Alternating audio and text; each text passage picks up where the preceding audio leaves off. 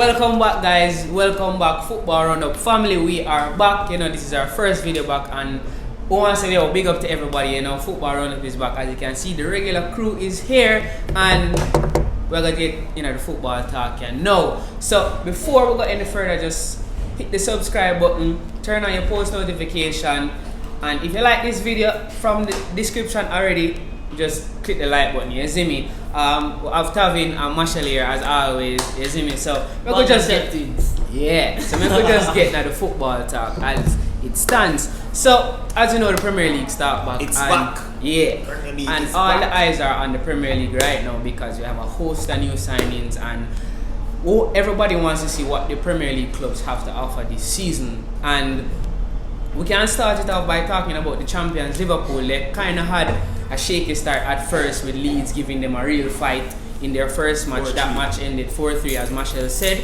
And they came out with a comfortable victory over a Chelsea that persons expected to probably give a better fight in that match. So Marshall, more your predictions. Should Jurgen Klopp be worried going forward?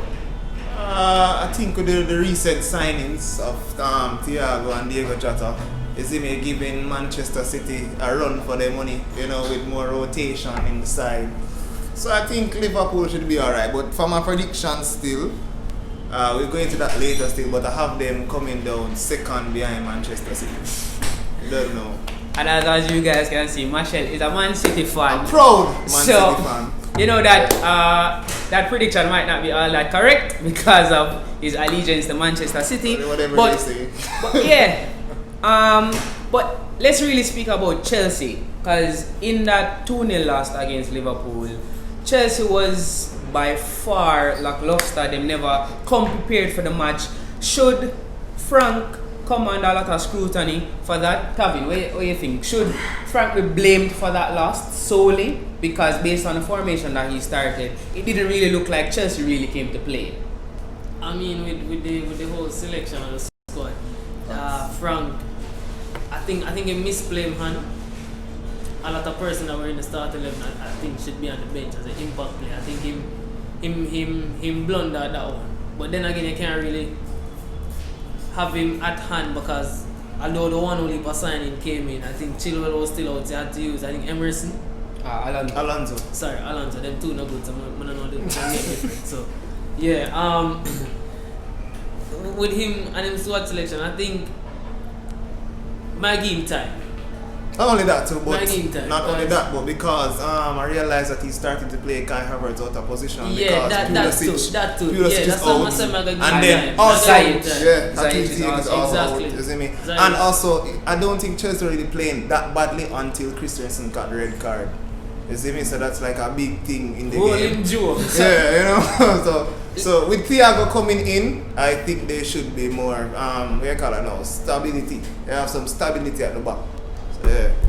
Let's now talk about Manchester City, the runners-up in last season's Premier League.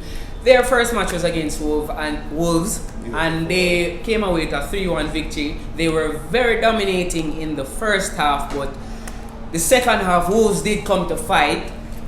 That match could have easily turned out 3-3 or 3-2 because it's just that Wolves never took their chances when needed. So I'm going to ask the Manchester City man, what did you think about your side's What did you think about your side's first match back, and especially about your new signing Nathan Ake getting his debut start? Yes, sir. Well, to me, the man never played too bad still. But what I can think was playing in the mind of the players is last year we were beating them 2-0 in the Premier League, and they came back and they won 3-2. You see me? And So also beat you 2-0 in a yeah, different so match. that was mentally was playing on the players' mind. I also think that Nathan Ake, I think he's more of a rotation player, because Stone's no good. Otamendi's complete garbage. You see me? So yeah, but he never played too bad. I still think that we need a leader in the team. You see me? Since Vincent Kompany left, we really get that little leader presence there. But I don't think they were bad. Benjamin Mendy is still doing Benjamin Mendy stuff. Yeah, so. You see that salad there or something they give KDB? Jesus Christ. You see me? But I don't think they were bad. You see me? We needed to to get that little mental thing though. So I guess the players came out with a win. Damn, Gabriel Jesus got the winner at the end, you know. So yeah, I'm pretty okay with my side so far. Gabriel Jesus only 15 though. I mean, Aguero is out. That's how he fits in. Yeah. So should Pep's tactics be highlighted for that match? Because for those of you who do not know, Manchester City is probably one of the most depleted squads coming back into the starting of the Premier League. They have a lot of injuries.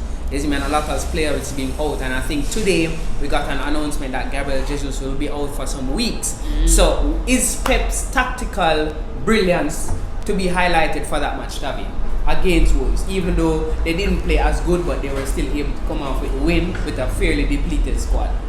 Well, then again, I wouldn't give Pep the 100.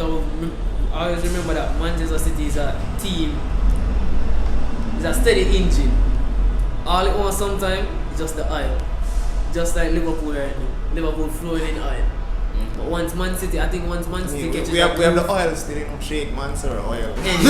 Anyways, once Man City get a kind of, I'm calling it Pep magic. Barca that a lot. When Pep gets flowing, I think he make the right decisions, even though it might not look good. Because who's to know, man, they probably start the next match. Pep what I talk about. So yeah, I think follow, exactly. So I think Pep them thing under how him seeing players and what he believe them can do outside of their natural position. So I guess Pep is Pep. Man City is in good hands. Alright. A team that a lot of persons who really watch football day in, day out are looking at is Everton. Everton. Big time! Yo, I can't remember on Everton, Chris. But Everton, brother. Everton made a complete shift in their midfield system. Brother, man, a complete different side. They have back-to-back wins, and in the second match that they played against, I think it was West Brom, of course, James got his first goal of the season, of course. Beautiful. And Calvert-Lewin got his first senior hat-trick. Big Calvert! The youngest English player. Yeah. Got a hat-trick. Yeah. So I'm sure Gareth Southgate will have him on his radar, looking forward for international clubs to come. But let's really dive into Everton. What Ancelotti has done at Everton. So let's just dive into that a bit, Tavin. Yeah. What do you have to say for Everton going forward this season? Because so far they have been brilliant. Brother, gonna need to buy a house for Ancelotti. Whichever Everton are fan or what is now, they need to get some money and buy a house for Ancelotti, put it right beside the park. Brother, the man got through a transfer window. The man revamp a midfield. You're getting James, who has no confidence now in himself, but have confidence in you because under your growth, James did stuff, right? So it was easy getting back. Exactly. Madrid. So it was easy getting back James, so you get that done. Everton was always weak on that right side since Walcott they kind of fall off of form and they keep on replacing, right? Because they brought in Iwobi, thought Iwobi could have did, but getting Bernard after, but now them have James, Calvert, Richarlison. Yo, my gosh. When you look in the midfield, you have Andre Gomez can come on and do magic. Alan, you're signing up the core. Did you see the man in the... To me, still Everton. Alan played a very important role in that match. Yes, brother. Defensively, dog. The man box work like. Yeah, dog. Man, I protect Keane. Yeah. Then I back that man. I just like hear me and if I open game, like yeah. Other than that, I'm Pickford. Oh God. Yeah. Yo. Yeah. I never said English go give him another. Who don't play weekend? Crystal Palace. No, I'm not Palace. Yeah, man. Palace. Calvert. And that is expected to be a big Calvert. That's expected to be a good matchup. Yeah. And I guess we'll just have to wait and see if Everton can get 3 wins back to back. So another team that has sparked during the start back of the Premier League is Arsenal. I guess Arsenal fans can have something to smile about now because their side is showing some strides in trying to go back to where they were under Mikel Arteta. And Aubameyang has signed a new contract. They have brought in a lot of players that were crucial to them getting into that transition stage into going back to where The Champions they League, were, yeah. and possibly going back into the Champions League. And Going back in the Champions League. Carabao I try. Cup name change? Alright. No. I I Carabao Cup mean, name. we'll talk about our predictions soon, you know, and I have mine right here. So Yes, we'll so- see. the big question is, are Arsenal top 4 contenders this season based on their performance for the past 2 games that has been played? I do believe so. I have Arsenal coming in third. You see me this season. This season, yeah, man. Pep has taught Mikel Arteta a lot.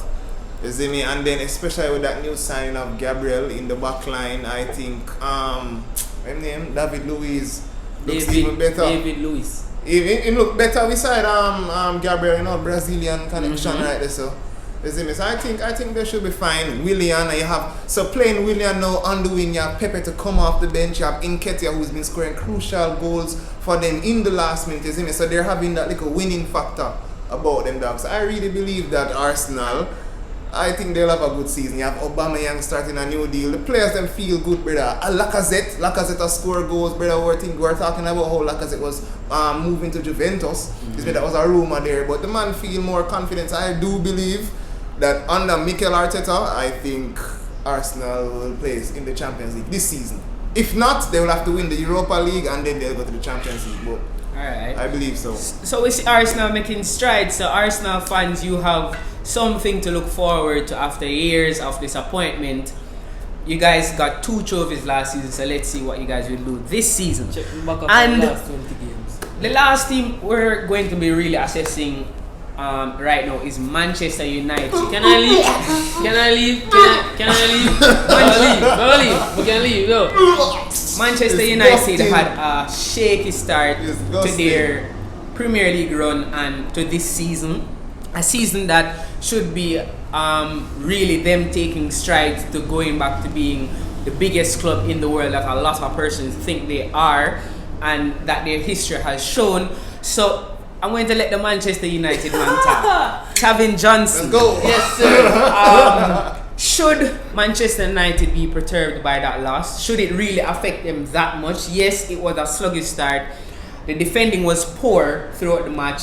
Manchester United never looked like they really came to give a fight Win. or even a win. Yeah, like- So I mean, Man, Should look that- at Bruno before when Bruno come back. yeah, for real, scary. man. That was should scary. that defeat really cripple the Manchester United fans and the players? I mean, on a basis of the how them approach the game, Linda Croft was playing bad, Tell them that, Croft. In the Croft. and they have Luke Shaw that was not at his best. That was not one of his best games. I don't even think Luke Shaw made 3 runs up the field. Like I don't know, but then again, Palace played 2 games before. Manasseh, Palace supposed to come at Old Trafford. Yeah. Palace not supposed to come at United and beat us 3 goals. But I guess with United trying to find so much problems wrong with it. Like as I said before, Linda Croft ball coming cross and this man decides to leave the ball thinking Luke Shaw be there. So like the slight mistakes what a team that is in season would not do. United fell short on a lot of those because even the forward balls moving from midfield to the forward line, Marta was not getting enough service. I think Bruno was trying to do too much in the game because he realized that the game was slipping. So him try go all the way back, recycle the ball, and then by the time he recycle Pogba or nobody's there to get the ball and then move forward because that's Bruno's role. So I think Bruno wasn't playing his role between striker and midfield. As I said, Luke Shaw. Why Van de Beek never start? As I said, Luke Shaw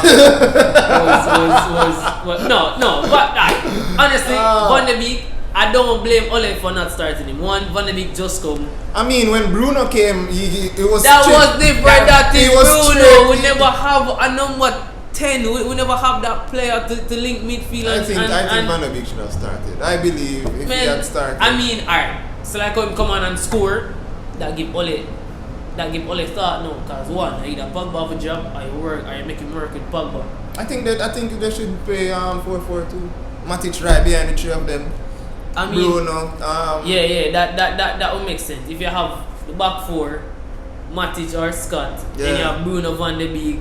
And Pogba. Not Bruno, sorry. Pogba, Van de Beek, Bruno, and then you have Rashford. Yeah, up top. And if Rashford decides to have a laugh, him just put on Mason. Yeah. Because Mason is Mason. Or make Danny James run on them skin. Exactly. Yeah. So I think Ole, I guess over time Ole would somehow find out how to make Van de Beek, Pogba work together with Bruno and midfield. Like hopefully we'll see that. And United getting more games under them belt, I think they should prep them for coming season, because I'm telling you, this Premier League is nothing to laugh at.